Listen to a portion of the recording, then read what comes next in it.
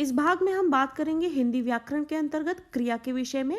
क्रिया के व्याकरणिक नियम क्या हैं और इसका हिंदी व्याकरण के अंतर्गत क्या महत्व है, इस भाग में हम इस विषय की चर्चा करेंगे। तो शुरू करते हैं। क्रिया किसे कहते हैं या फिर इसके व्याकरणिक नियम क्या हैं। क्रिया, क्रिया का अर्थ है करना, यानी आप जो इसका एग्जैक्ट मीनिंग है पहले तो ये समझ लें कि इसका मतलब होता है करना। तो करना जो कि ये बताता है कि किसी काम के करने की जो प्रक्रिया है उसको बताना जो है वो ये शब्द इसका अर्थ देता है। यानी कोई काम हो रहा है या हो रहा था या हो रहा होगा, बेसिकली यहाँ पर ये बताएगा कि कोई काम किया हो रहा है। तो क्रिया इसी का समानार्थी है। आगे हम देखते हैं कि क्रिया जो है हमें ये तो बता रहा है कि अपना शाब्दिक अर्थ क्या होता है, लेकिन इसके नियम क्या हैं या फिर ये क्या बतलाता है अपने विषय में। तो क्रिया का अर्थ है करना।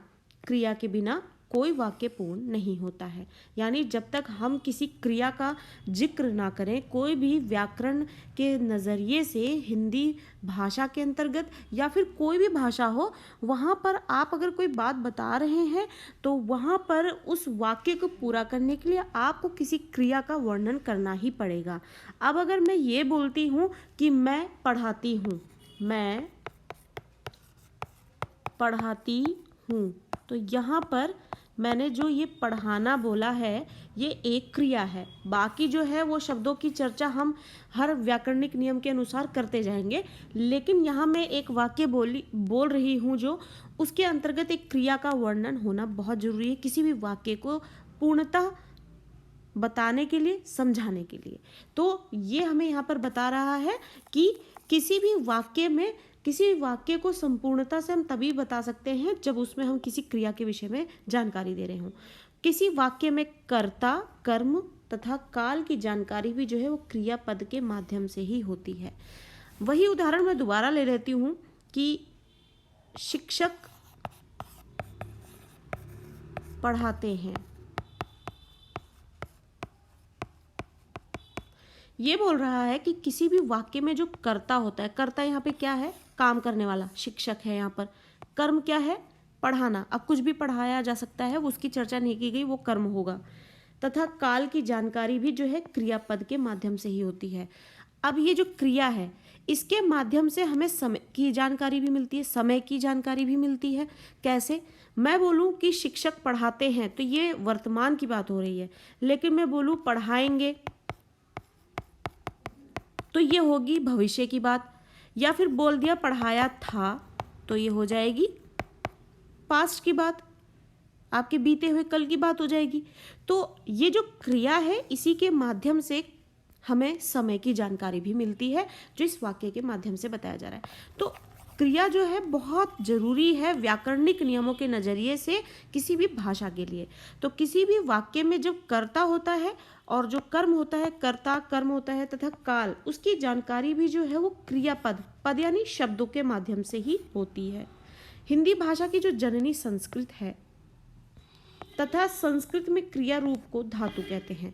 यानी जो हिंदी भाषा की जननी है यानी माँ जो है, यानी जो संस्कृत भाषा है हमारी जिससे हिंदी पनपी है, उसमें संस्कृत में जो क्रिया रूप हैं उसको धातु बोला जाता है। अगर आपको क्रिया बोला जा रहा है तो ये हिंदी के लिए क्रिया है, लेकिन धातु बोला जा रहा है तो वो होगी यही मीनिंग देगा, लेकिन ये संस्कृत के लिए प्रयोग किया जाता है। तो ये बात आप ध्यान में रखें जिससे कि अगर आपको कोई ऐसी बात पूछी जा रही तो आपको ये मालूम होने पर आप चीज़ें आसानी से समझ पाएंगे। तो यहाँ पर हमने जो बात की वो ये बात की कि क्रिया के बारे में जो एक बेसिक जानकारी है वो हमें बताई गई यहाँ पर कि क्रिया आखिर होते क्या हैं। तो क्रिया जो है वो हमें ये बताया जा रहा है कि क्रिया का बेसिक अर्थ जो है वो है करना। यानी किसी भी काम को करने की जानकारी जब दी जाती है तो वो क्रिया अपना अर्थ जो है बेसिक रूप से यही दे रहा है, क्या, काम करना। क्रिया ही इसका मीनिंग है। क्रिया के बिना कोई भी वाक्य पूर्ण नहीं हो सकता। किसी भी वाक्य में जो कर्ता होता है, कर्म होता है तथा काल की जानकारी, काल यानी कि समय, ये क्रिया के पद के माध्यम से ही हो सकती है। हिंदी भाषा की जो जननी संस्कृत है उसमें क्रिया को धातु कहते हैं। अब आगे देखते हैं क्या बात हो रही है।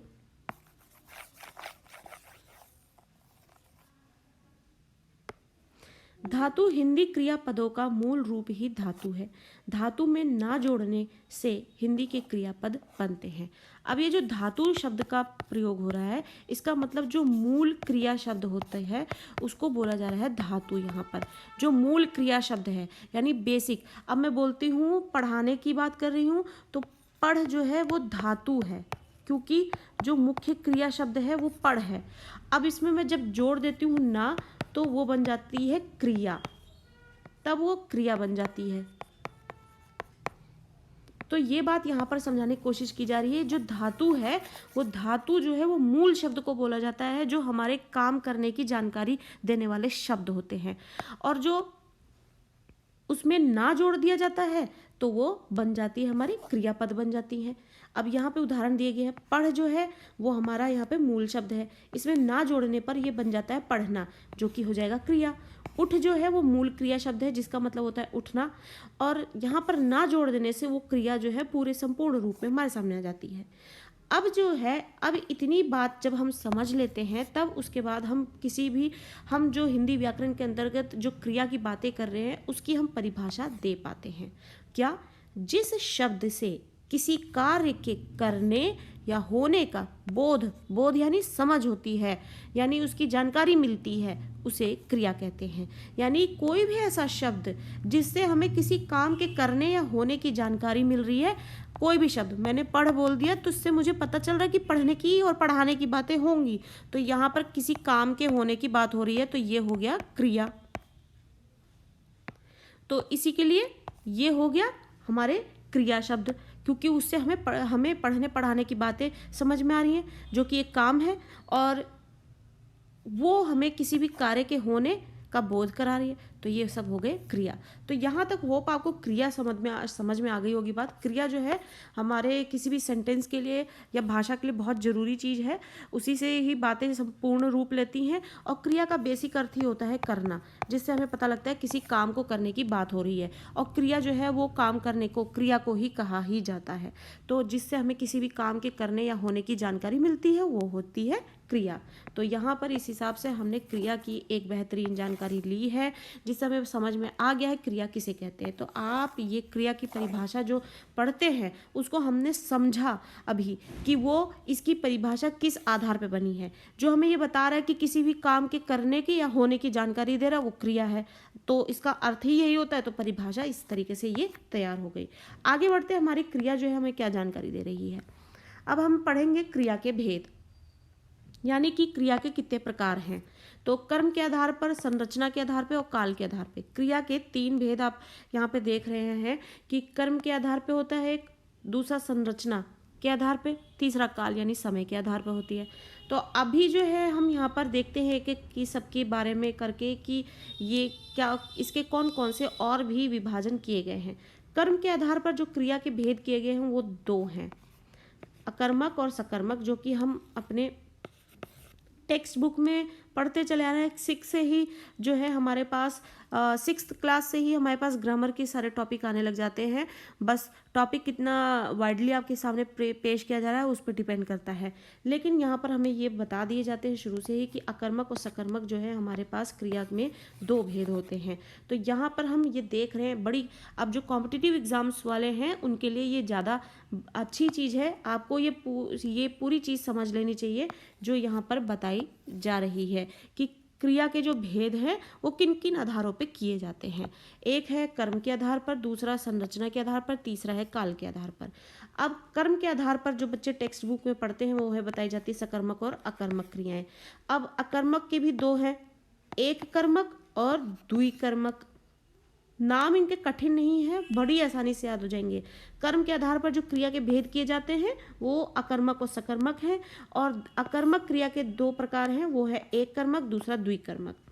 अब अगली बात की जा रही है यहाँ पर संरचना के आधार पर। संरचना के आधार पर जो भेद हैं वो ये हैं, संयुक्त क्रिया, नाम धातु क्रिया, प्रेरणार्थक क्रिया, पूर्वकालिक क्रिया और कृदंत क्रिया, जिसके बारे में एक एक करके हम पढ़ेंगे। काल के आधार पर अब कौन से प्रकार इसके किए गए हैं, वो है भूतकालिक क्रिया, वर्तमान कालिक क्रिया और भविष्यत पूर्वकालिक क्रिया। तो ये समय के आधार पर बांटे गए इसके 3 प्रकार हैं, और ये कर्म के आधार पर बांटे गए हैं, और ये संरचना के आधार पर बांटे गए हैं जिसके 5 प्रकार हैं। तो यहाँ पर हमने क्रिया के भेद जो है थोड़ा एक बड़े स्तर पे पढ़ा है।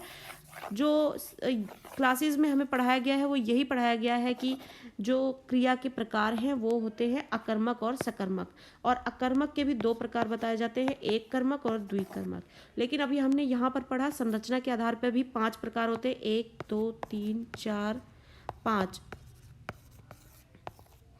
संयुक्त क्रिया, नाम धातु क्रिया, प्रेरणार्थक क्रिया, पूर्वकालिक क्रिया और कृदंत क्रिया। काल के आधार पे यानी समय के आधार पर भूतकालिक, वर्तमान और भविष्यत, जो कि सभी को पता है। काल जो है हमें भूतकालिक और यानी पास्ट, वर्तमान यानी प्रेजेंट, भविष्य यानी फ्यूचर के 3 बेस बनाए गए हैं इसके, उसी के आधार पर इसके विभाजन किया गया है। तो हम एक एक करके अब इसके बारे में पढ़ेंगे, जो क्रिया के भेद हमें बताए गए हैं कि इनके क्या अर्थ हैं और जो इनके प्रकार हैं वो हमें क्या समझाने चाह रहे हैं। कर्म के आधार पर से शुरू किया जाता है कि क्रिया के क्या आधार है। क्रिया के जो 2 प्रकार हमने पढ़े, अकर्मक और सकर्मक क्रिया। तो कर्म के आधार पर जो 2 प्रकार हैं वो उसके बारे में हम यहाँ पर एक एक करके अब जानकारी लेंगे। कर्म के आधार पर जो है वो क्रिया हमें क्या बताती है, क्रिया शब्द का फल किस पर पड़ रहा है, वह किससे प्रभावित कर रहा है, इस आधार पर किया जाने वाला भेद जो है वो कर्म के आधार क्रिया के भेद के अंतर्गत आता है। इस आधार पर क्रिया के प्रमुख 2 भेद हैं, वो आगे अभी हम पढ़ेंगे।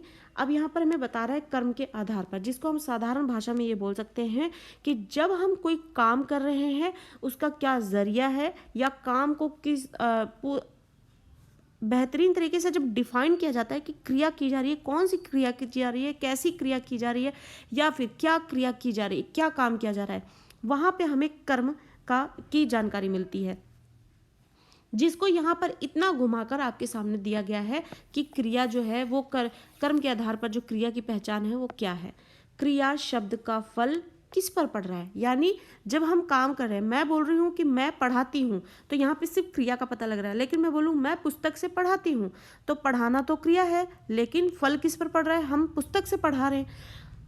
तो ये बात समझ में आ रही होगी कि क्रिया शब्द का फल किस पर पड़ रहा है, वह किसे प्रभावित कर रहा है। इस आधार पर किया जाने वाला जो भेद है वो कर्म के आधार पर क्रिया के भेद के अंतर्गत आता है। अब देखते हैं सकर्मक क्रिया। स अर्थात सहित, अतः सकर्मक का अर्थ होगा कर्म के साथ। जब हम कर्म के आधार पर इसे बांट चुके हैं तो जो इसके 2 प्रकार है, अकर्मक और सकर्मक। तो सकर्मक का एक भाग हम पढ़ रहे हैं, सकर्मक जो है, जो कि हमें बताता है सकर्म, यानी कर्म के साथ जहाँ क्रिया होगी वो सकर्मक क्रिया है। तो इसका शाब्दिक अर्थ भी बता दिया गया है आपको कि सा का अर्थ होता है सहित, कर्म का होता है कर्म, तो उस कर्म के साथ जो क्रिया होती है वो सकर्मक क्रिया हो गई। परिभाषा हमें क्या बताती है, जिस क्रिया का फल कर्ता को छोड़कर कर्म पर पड़े वह सकर्मक क्रिया कहलाती है।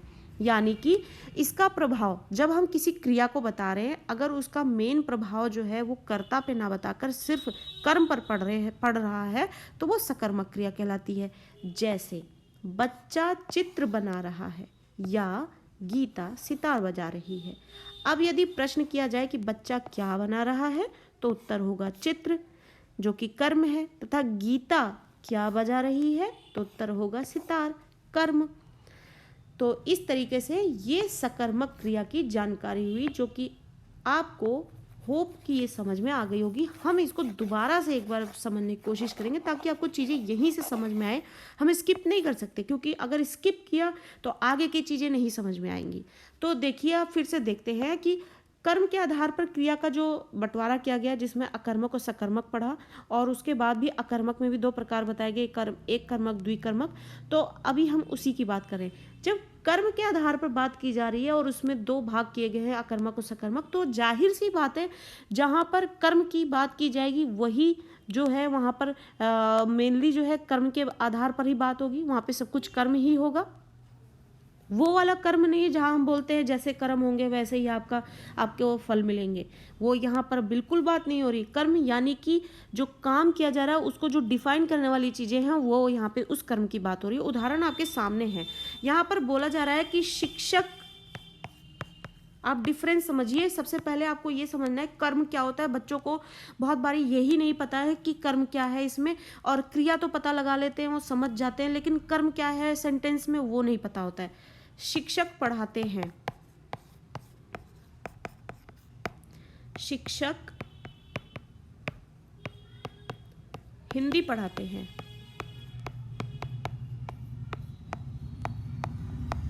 यहाँ पे दो सेंटेंस है आपके सामने। इसमें शिक्षक जो कि कर्ता है, आपको मालूम है, पढ़ाते हैं वो क्रिया है। यहाँ पे भी शिक्षक है और पढ़ाते हैं, दो है बातें। लेकिन जो हिंदी पढ़ाना है, पढ़ाने को कुछ भी पढ़ा सकते हैं, वो आपको हिंदी, इंग्लिश, मैथ्स कुछ भी पढ़ा सकते हैं, लेकिन बात यहाँ पर हिंदी की गई है, तो ये आपका कर्म होगा। अब इसकी जगह पे दूसरे सब्जेक्ट्स का नाम लिया गया होता तो वो भी कर्म होता। तो आपको ये देखना है कि जो क्रिया हो रही है वो कौन सी क्रिया हो रही है और उस किसके जरिए हो रही है। अगर आपको ये नहीं समझ में आता, आप प्रश्न करें कि शिक्षक हिंदी पढ़ाते हैं, क्या पढ़ाते हैं, जहाँ पर आपको क्या का जवाब मिले कि क्या का क्या यहाँ पे आंसर मिल रहा है, वो आपका कर्म हो जाएगा। तो कर्म को समझना बहुत ज़रूरी है। बच्चे बहुत कंफ्यूज हो जाते हैं, इसी के आधार पर जो क्रिया के व्याकरणिक नियम हैं वो बच्चे नहीं समझ पाते हैं कई बार। तो यहाँ पर आपको अगर ये बोल दिया जाए कि क्या प्रश्न का उत्तर क्या, आप एक सेंटेंस से निकाल लीजिए, तो आपको जब उसका जो उत्तर मिलेगा वो पता लग जाएगा, वो आपका कर्म होगा वहाँ पर उसका उत्तर। तो कर्म के आधार पर हम बात कर रहे हैं, तो सकर्मक क्रिया की बात हो रही है। तो सा जहाँ हो, सा यानी सा का अर्थ होता है सहित, यानी उसके साथ, अतः सकर्मक का अर्थ हो जाएगा कर्म के साथ। तो इसकी जो परिभाषा है जो हमें बताती है कि जिस क्रिया का फल कर्ता को छोड़कर कर्म पर पड़ती है, अगर ये चीज़ हम यहाँ पर ना लिखें तो भी काम चल जाएगा कि कर्ता को छोड़कर, तो सिर्फ हम ये बोले कि कर्म पर ही जिसका प्रभाव पड़ता है, जहाँ पर जिस क्रिया का फल कर्म पर ही पड़े वह सकर्मक क्रिया कहलाती है। यानी जहाँ ये फोकस किया जा रहा है कि क्रिया तो हो रही है लेकिन किसके जरिए हो रही है, क्या का उत्तर मिले आपको, वहाँ पर आपको सकर्मक क्रिया देखने को मिलेगी। जिसके लिए उदाहरण आपको दिया गया है, जैसे बच्चा चित्र बना रहा है, लेकिन क्या बना रहा है, चित्र बना रहा है। गीता जो है वो सितार बजा रही है, गीता बजा रही है, क्या बजा रही है, सितार बजा रही है। तो ये आपका कर्म हो जाएगा यहाँ पर। तो ये जो क्या प्रश्नों का उत्तर देते हैं वो आपके कर्म के बारे में बताते हैं। तो कभी भी अगर बच्चे कंफ्यूज हो रहे हैं, अगर आपको एक जरिया नहीं समझ में आ रहा है तो दूसरा अपना सकते हैं आप। आपको कर्म का पता होना बहुत जरूरी है क्रिया के बारे में जानकारी लेने के लिए। तो अब यदि प्रश्न किया जाए कि बच्चा क्या बना रहा है, तो उत्तर होगा चित्र, तथा गीता क्या बजा रही है, तो उत्तर होगा सितार, जो कि कर्म है। तो सकर्मक क्रिया के भी दो प्रकार हैं। एक कर्मक, जिस वाक्य में क्रिया के साथ एक कर्म प्रयुक्त हो उसे एक कर्मक क्रिया कहते हैं। माँ पढ़ रही है, यहाँ माँ के द्वारा एक ही कर्म पढ़ना हो रहा है, तो यहाँ पर एक कर्मक होगा। दूसरा जो प्रकार है वो है द्विकर्मक क्रिया। जिस वाक्य में क्रिया के साथ दो कर्म प्रयुक्त हों उसे द्विकर्मक क्रिया कहते हैं। कैसे, उदाहरण देखते हैं। अध्यापक छात्रों को कंप्यूटर सिखा रहे हैं। क्या सिखा रहे हैं, कंप्यूटर। किसको सिखा रहे हैं, छात्रों को। क्या सिखा रहे हैं, कंप्यूटर। किसे सिखा रहे हैं, छात्रों को। इस प्रकार यहाँ पे दो कर्म एक साथ घटित हो रहे हैं। तो अब आपको जो कि यहाँ पर ये बताया गया है कि सकर्मक के भी दो प्रकार हैं। पहला एक कर्मक, दूसरा द्विकर्मक। एक कर्मक में आपको वही देखना होता है जो आपको सिर्फ क्रिया दिख रही है कि वहाँ पर माँ पढ़ रही हैं, और दूसरे आप उदाहरण देखा गया द्विकर्मक क्रिया में। द्विकर्मक क्रिया में आपको क्या देखना है, अध्यापक छात्रों को कंप्यूटर सिखा रहे हैं। तो अध्यापक सिखा रहे हैं, ये तो मेन क्रिया हो गई।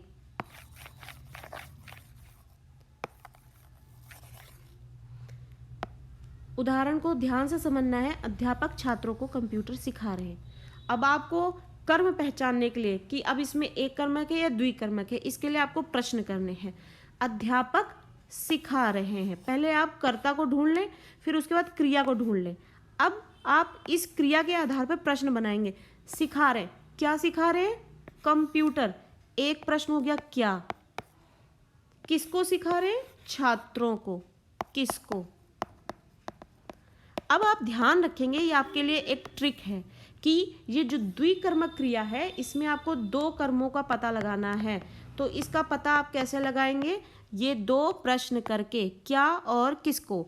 जब आप ये दो प्रश्न कर लेंगे तो आपको उत्तर मिल जाएंगे, वही आपके दो कर्म पता चल जाएंगे। तो इसमें आपको द्विकर्मक क्रिया कहाँ है वो पता लग जाएगा आसानी से।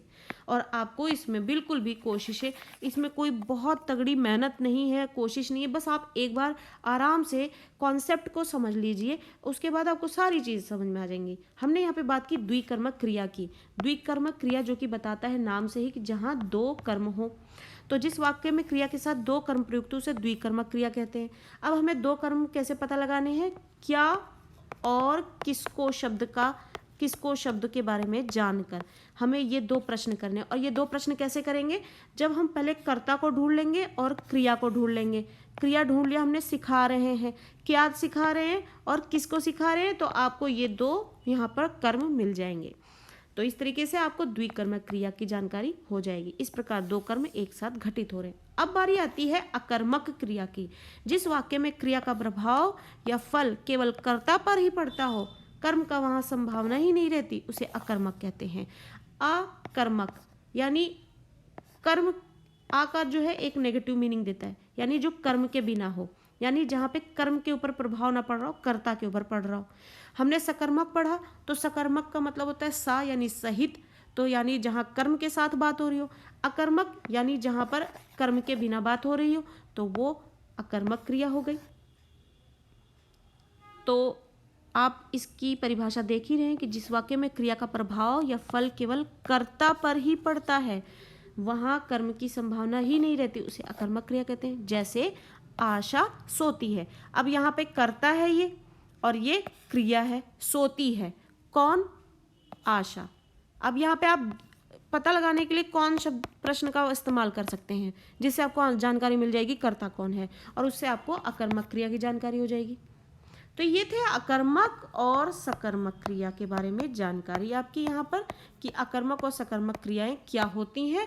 उसके भी दो भाग थे, एकर्मक और द्विकर्मक, जहाँ पर हमने आपको बताया कि एक कर्मक में आपको सिर्फ एक कर्म की जानकारी होती है, द्विकर्मक में आपको दो कर्मों की जानकारी दी जाती है, और उनका पता कैसे लगाना है ये भी हमने आपको बताया। अगर आपको इससे संबंधित किसी भी तरीके के डाउट्स आते हैं तो आप हमें कमेंट सेक्शन में ज़रूर अपना प्रश्न भेजें, हम आपको उसके उत्तर देने की पूरी कोशिश करेंगे। और आगे बढ़ते हुए अब जो दूसरा प्रकार है जिसके आधार पर क्रिया के बंटवारे किए गए हैं वो हम सीखेंगे। तो आगे बढ़ते हैं, यहाँ पर दूसरे ऑप्शन की बात हो रही है। अब संरचना के आधार पर जो हमें क्रिया को बांटे हुए दिखा था, वाक्य में क्रिया का जब प्रयोग कहाँ किया जा रहा है, किस रूप में किया जा रहा है, और किसके आधार पर किए जाने वाले जो भेद संरचना के आधार पर कहलाते हैं, इसके 5 प्रकार हैं। अब हम यहाँ पर संरचना यानी जब क्रिया का प्रयोग किया जाता है, उसका प्रयोग किया जाता है संरचना के लिए, रचना के लिए, तो उसके आधार पर जब हम क्रिया का प्रयोग करते हैं तो वो किन किन आधारों पे करते हैं, उस आधार पर जो बंटवारे किए गए हैं वो संरचना के आधार पर।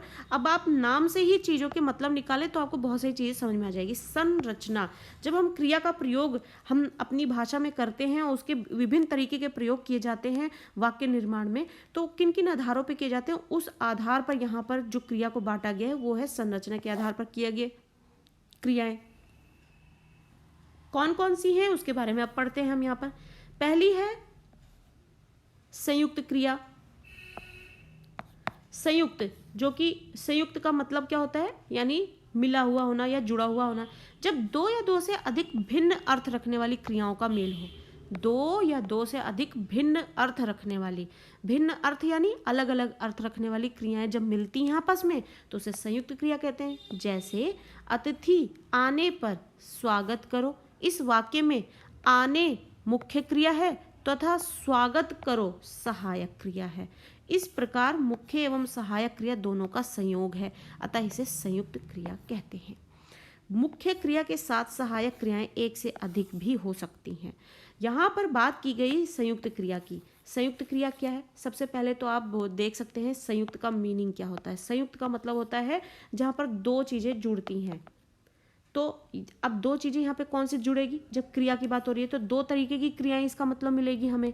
तो ये बोल रहे हैं कि जब, अब हमें उदाहरण दिया गया, अतिथि के आने पर स्वागत करो। आना एक क्रिया है स्वागत करो एक क्रिया है। अब आप आने का क्या मतलब लेते हैं, कोई व्यक्ति आ रहा है। अब यहाँ पर आने का इस्तेमाल आप देखेंगे कुछ अलग तरीके से हो रहा है, जब ये दोनों आपस में जुड़ जा रहे हैं तो इसी वजह से ये दोनों जब जुड़ जा रहे हैं तो अलग तरीके से अपने आप को पेश कर रहे हैं, तो इसलिए ये संयुक्त क्रिया हो गई यहाँ पर। तो संयुक्त क्रिया क्या है, जब दो या दो से अधिक भिन्न अर्थ रखने वाली क्रियाओं का मेल हो तो उसे संयुक्त क्रिया कहते हैं। जैसे अतिथि आने पर स्वागत करो, जब अतिथि आए तो उनका स्वागत कीजिए, तो इसका अर्थ ये हो जाएगा। तो आना भी क्रिया है, स्वागत करना भी क्रिया है। अब दोनों एक साथ आ गए, इन दोनों को जोड़ते हुए ये दोनों एक साथ है तभी ये मीनिंग दे रहे हैं। इसलिए इन दोनों के संयुक्त होने पर, एक साथ जुड़ने पर जो हम अर्थ देना चाहते हैं वो मिल रहा है, तो इसलिए इसको संयुक्त क्रिया कह रहे हैं। कैसे, आना एक मुख्य क्रिया है, यानी जब अतिथि आएंगे तभी तो उनका स्वागत होगा, तो आना जो है मुख्य क्रिया है। स्वागत करना जो है वो सहायक क्रिया है, क्योंकि उसके बाद होने वाली क्रिया है, आने के बाद होने वाली क्रिया है ये। तो इस प्रकार मुख्य एवं सहायक क्रिया जब दोनों मिलती हैं तो इसे संयुक्त क्रिया कहते हैं। तो संयुक्त क्रिया क्या है, जहां पर मुख्य क्रिया और सहायक क्रिया आपस में मिलती हैं वहां पर संयुक्त क्रिया होती है, दोनों जुड़ती हैं क्योंकि, तो इसलिए ये संयुक्त क्रिया हो गई। आगे बढ़ते हैं, अगला प्रकार कहता है जिसका नाम है नाम धातु क्रिया। नाम धातु क्रिया से हमें कौन सी क्रिया की जानकारी मिलती है, जहां पर संज्ञा सर्वनाम विशेषण शब्द जब क्रिया धातु की तरह प्रयुक्त होते हैं। संज्ञा क्या होते हैं, कोई भी व्यक्ति वस्तु स्थान का नाम, और सर्वनाम क्या होते हैं, इनकी जगह पर इनका प्रयोग किया जाता है, ये वो हम आप तुम। विशेषण जो चीज़ों की विशेषता बताने वाले शब्द होते हैं, जब ये सारे शब्द जो हैं वो क्रिया धातु की तरह प्रयुक्त होने लगे, ये सारी चीज़ें जो है, ये सारे जो नियम हैं वो जब क्रिया की तरह इस्तेमाल होने लगती हैं तो नाम धातु क्रिया की जानकारी मिलती है। और इन नाम धातु शब्दों में जब प्रत्यय लगाकर क्रिया का निर्माण किया जाता है तब वे शब्द नाम धातु क्रिया कहलाते हैं। ध्यान देने वाली बात है कि नाम धातु क्रिया में मुख्य भूमिका कौन से शब्द निभाते हैं, वो निभाते हैं संज्ञा सर्वनाम विशेषण। फिर इसमें प्रत्यय लगाया जाता है, फिर प्रत्यय लगाने के बाद वो क्रिया का निर्माण हो जाता है, यानी पहले इन शब्दों को लिया जाता है, उनमें प्रत्यय जो कि किसी भी शब्द के पीछे लगते हैं, तो पीछे लगते हैं तो उसके बाद वो क्रिया बन जाते हैं। अब वो क्रिया बनने के बाद नाम धातु क्रिया बन जाते हैं। कैसे, उदाहरण लेते हैं, हाथ जो कि संज्ञा है, अब इसमें पीछे हमने वो लगा दिया, प्रत्यय लगा दिया, या हथिया जो कि नाम धातु क्रिया बन गया। अब हथिया का अर्थ हो जाएगा हथियाना, ये हो गई अब क्रिया। हाथ जो है वो संज्ञा है, इसमें पीछे या लगा दिया जो कि प्रत्यय है, अब इससे ये नाम धातु बन गई क्रिया, और इसका क्या मतलब हो गया, हथियाना। जैसे नरेश ने सुरेश का कमरा हथिया लिया। अब अगला देखते हैं, अपना जो कि सर्वनाम है। अब अपना में ये नाम धातु क्रिया हो गई। अब इसके पीछे जब हम प्रत्यय लगा देंगे ना शब्द का तो वो अपनाना हो जाएगा। अपनाना जो कि एक क्रिया बन जाएगा। अपनाना मतलब किसी चीज को स्वीकार करना, अपनाने का अर्थ होता है स्वीकार करना, तो ये एक क्रिया बन गई।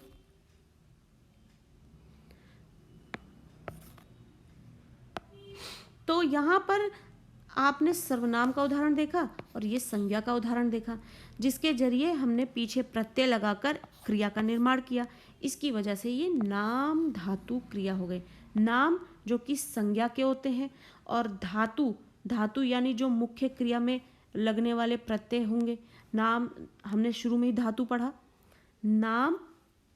आपने नाम धातु क्रिया के बारे में पढ़ा कि नाम धातु क्रिया में क्या होता है, जहाँ पे संज्ञा सर्वनाम और विशेषण शब्दों का इस्तेमाल किया जाता है और उसमें पीछे प्रत्यय शब्द का प्रयोग कर दिया जाता है। तो नाम जो कि संज्ञा है और धातु जिसका मतलब होता है क्रिया, यानी जहाँ पर संज्ञा सर्वनाम और विशेषण जैसे शब्दों को क्रिया बनाने की प्रक्रिया होती है वो नाम धातु क्रिया हो जाती है। तो अब हम नाम धातु क्रिया को कैसे याद करेंगे। नाम धातु क्रिया वो क्रिया है जो नाम से ही बताती है अपने कि नाम यानी कि संज्ञा, सर्वनाम और विशेषण, इन शब्दों का इस्तेमाल किया जाता है धातु बनाने के लिए यानी मुख्य क्रिया बनाने के लिए।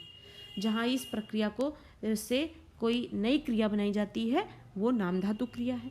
तो इस तरीके से हमने यहाँ पे पढ़ा नाम धातु क्रिया। जैसे विनीत सुनीता के विवाह की जिम्मेदारी को अपना चुका है, तो इस तरीके से यहाँ पर हमने पढ़ा नाम धातु क्रिया जो अपने नाम से ही हमें इसकी जानकारी दे रहा है। आगे बढ़ते हैं, अगली क्रिया के बारे में पढ़ते हैं। अगली क्रिया है प्रेरणार्थक क्रिया। प्रेरणार्थक क्रिया के बारे में हम देखते हैं यहाँ पे क्या जानकारी मिलती है। जब कर्ता स्वयं कार्य का संपादन ना करके किसी दूसरे को करने के लिए प्रेरित करे या करवाए उसे, तो प्रेरणार्थक क्रिया कहते हैं। साधारण शब्दों में जब कोई क्रिया हो रही होती है लेकिन वो कर्ता ना करके वो किसी और से उस काम को करवाए, तो वो वहाँ पर प्रेरणार्थक क्रिया हो जाती है। अब इन शब्दों को पहचानना भी आसान है क्योंकि ये थोड़े अलग तरीके से दिखते हैं। कैसे? सरपंच ने गांव में तालाब बनवाया। अब यहाँ पे बनवाया से ही पता लग रहा है ये किसी और से करवाया गया है, सरपंच ने खुद नहीं किया। सरपंच ने किया होता तो ये बोला जाता सरपंच ने गांव में तालाब बनाया। अब सरपंच तो तालाब जाएगा नहीं बनाने के लिए, उसने मजदूरों से बनवाया होगा, काम करवाया है ये, तो बनवाया जो है ये क्रिया जो है प्रेरणार्थक की जानकारी दे रहा है। तो प्रेरणार्थक क्रियाओं की ये पहचान है। आप इसके ये शब्द देखते ही पहचान जाएंगे कि ये प्रेरणार्थक क्रियाएं हैं, क्योंकि ये इसका अर्थ ही ये है जो जहाँ पर प्रेरणा से किसी को प्रेरणा दी जाए काम करवाने की। आप इस तरीके से समझ लें, जहाँ पे प्रेरणा मिल के दी जाए किसी को काम करने की, यानी किसी और से काम करवाया जाए। इसमें सरपंच ने स्वयं कार्य नहीं किया बल्कि अन्य लोगों को प्रेरित करके उनसे तालाब का निर्माण करवाया तथा यहाँ पर प्रेरणार्थक क्रिया है। तो करवाना, निकलवाना, पढ़वाना या फिर खिलवाना, इस तरीके के जहाँ पे शब्द इस्तेमाल होते हैं वो ये हमें जानकारी ही देते हैं कि ये किसी और से काम करवाया जा रहा है, किसी और को प्रेरणा देकर उससे काम करवाया जा रहा है। तो वहाँ पे प्रेरणार्थक क्रियाएं होती हैं, यानी किसी और से काम करवाना प्रेरणार्थक क्रिया है। तो ये शब्द जो हैं ये ऐसी इस तरीके के शब्द जहाँ आपको दिखे वो आपको जानकारी देंगे कि ये प्रेरणार्थक क्रिया है। आगे बढ़ते हैं, अगले शब्द देखते हैं, अगले प्रकार देखते हैं पूर्वकालिक क्रिया। पूर्वकालिक क्रिया के अंतर्गत क्या है? जब किसी वाक्य में दो क्रियाएं प्रयुक्त हों तथा उनमें से एक क्रिया दूसरी क्रिया से पहले संपन्न हुई, तो पहले संपन्न होने वाली क्रिया जो है पूर्वकालिक क्रिया कहलाती है।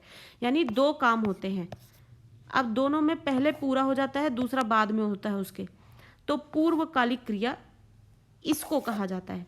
अब आप नाम से ही देखिए, पूर्वकालिक, पूर्वकालिक, पूर्व यानी पहले ही, कालिक मतलब समय से पहले, इससे पहले ही हो जाना, काल जानकारी दे रहा है तो इससे पहले हो जाएगा, तो ये अपने समय की जानकारी दे रहा है कि इससे पहले के स्थान पे आ चुका है, ये इसका काम पहले हो चुका है। अपूर्व का मतलब पहले होता ही है, तो यहाँ पर आप इसी से अर्थ निकाल लें कि पूर्वकालिक क्रिया क्या है, जहाँ पर दो क्रियाएं हो लेकिन पहली क्रिया पहले ही हो जाए तो पूर्वकालिक क्रिया होगी।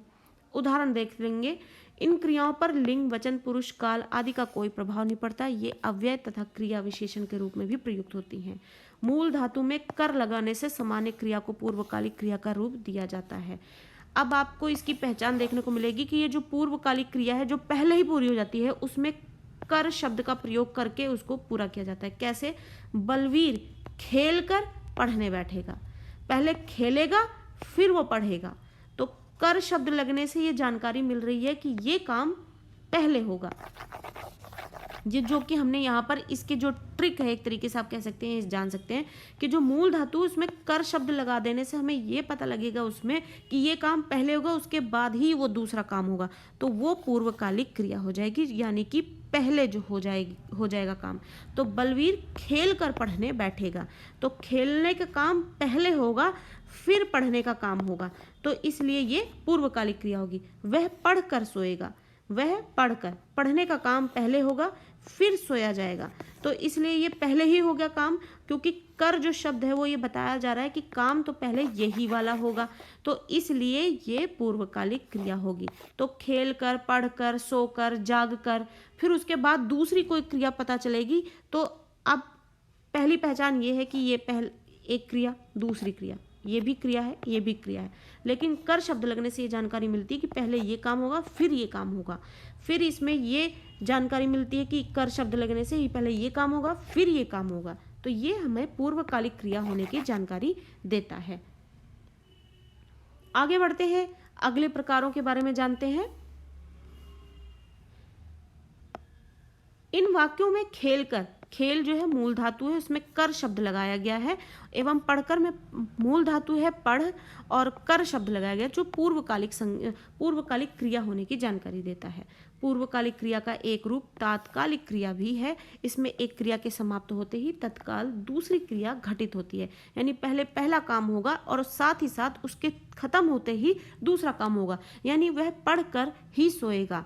तो पढ़कर, पढ़ना जो है पढ़कर, पढ़ने में कर शब्द लगने से उसके पहले होने की जानकारी मिल रही है, लेकिन सोना जो है वो ये पता लग रहा है कि पहले के पढ़ने के बाद तुरंत काम किया जाएगा। तो दोनों क्रियाएं जो है एक साथ चलती हैं, उसी की वजह से पूर्वकालिक क्रिया जो है उसकी जो जानकारी मिलती है।